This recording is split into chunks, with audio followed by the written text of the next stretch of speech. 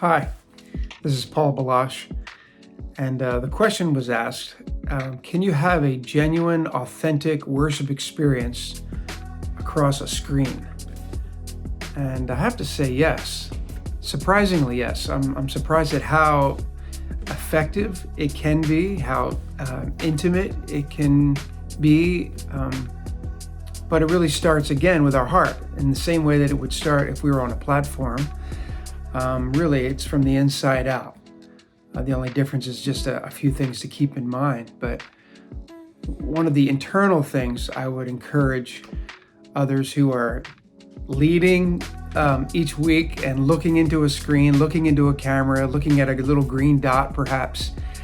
And I think it really strips away all our comforts and confidence builders, that we get accustomed to, that we're used to, and that's fine. I look forward to when we can have our team of people on a platform with us, and the energy of a strong sound system, and maybe the lighting is just right, and all those things that give us some comfort and confidence. And there's nothing wrong with that. However, this is a good time, like the old Matt Redman song, I'm coming back to the heart of worship. It's all about you. And I'm just challenged in these times to practice that ministry to the Lord. I've talked about a lot in the past where you kind of find that quiet place, that secret place, and open up the Psalms and kind of minister to Him in quiet, or in the words of Jesus, Matthew 6, the King James says, when you pray, go into your closet and pray to your Father in secret. So as we get used to ministering to the Lord without all the external things that we're used to, I think that helps us when we turn, when we push the red dot, and here we are ministering to the screen. The other thing that helps me a lot is to imagine the people that I lead normally. I picture their faces. I picture behind that face, what's their name and what's their story, a little bit of their story. Who's that couple that always sits in the second row? Who's the family, 5 rows back that always kind of sits there for some reason?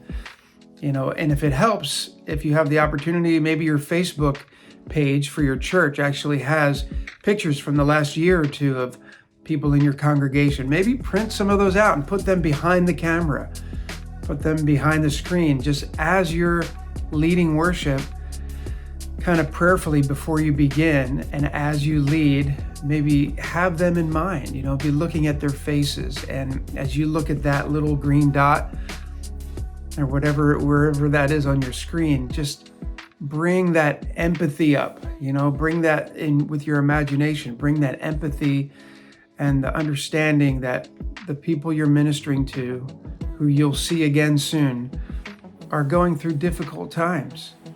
There's a lot of challenges. They're overwhelmed. They're uncertain about the future.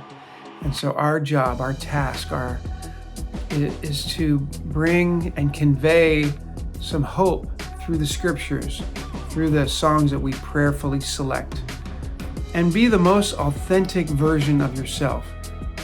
And again, this is a challenge for us. Maybe if we're used to being on a big platform and there's a lot of excitement, I don't know how your church is wired, but all of a sudden it's just you alone in a room.